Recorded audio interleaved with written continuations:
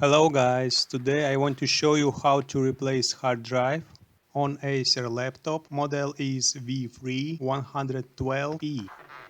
On the bottom part of laptop, by using Phillips screwdriver, we need to unscrew 13 screws.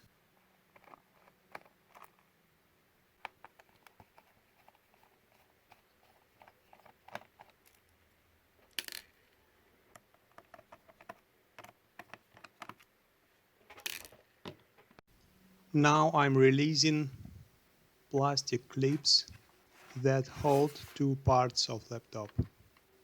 For this you can use plastic card.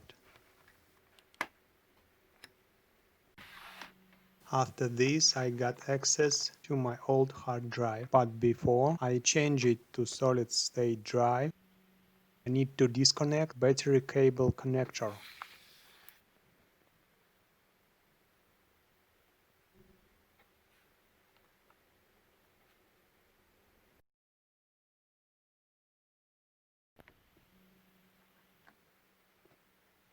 I installed 480 gigabytes Western Digital solid state drive. Thank you guys for watching this short video. See you next time. Have a good day.